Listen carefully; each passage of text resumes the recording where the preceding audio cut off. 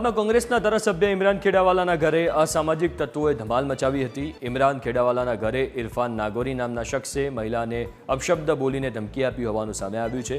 ઇરફાન નાગોરીએ ધમકી આપતા હોવાના સીસીટીવી પણ સામે આવ્યા છે। ઇરફાન નાગોરી અગાઉ હત્યાના ગુનામાં જેલ પણ ભોગવી ચૂક્યો છે। આ સમગ્ર મામલે ઇરફાન અને અન્ય આરોપીઓ સામે ફરિયાદ નોંધવામાં આવી છે। હાલ સીસીટીવીના આધારે ગાયકવાડ પોલીસે ગુનો નોંધીને તપાસ શરૂ કરી છે।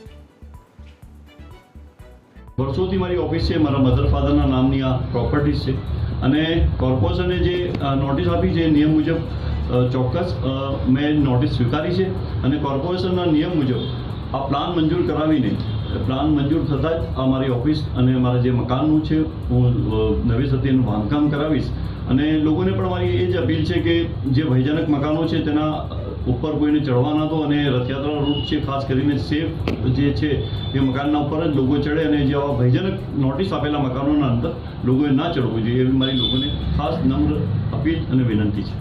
ફરિયાદીને આરોપી દ્વારા ધમકી આપવામાં આવેલી કે તમારું જે મકાનનું કામકાજ છે એ મારા માતાને પૂછ્યા વગર તમે ચાલુ રાખતા નહીં અને જો કરશો તો તમને મારીશું ને જાનથી મારી નાખીશું, એ પ્રકારની ધમકી આપ્યા બાબતેની ફરિયાદી દ્વારા કરવામાં આવેલ છે।